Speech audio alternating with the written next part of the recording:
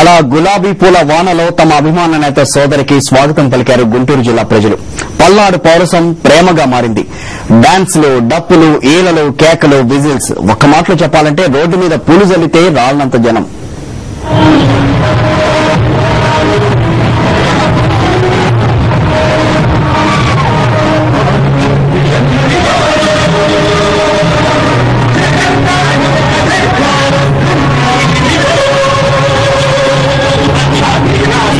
కృష్ణమ్మ సాక్షిగా గుండెల్లోంచి పొంగుకొచ్చిన అభిమానమిది. కృష్ణమ్మ నీళ్లు తాగి పుట్టిన అభిమానమిది. రైతు బాంధవుడి బిడ్డను అన్నదాతలు అక్కున చేర్చుకున్న క్షణాలను మీరు చూడండి.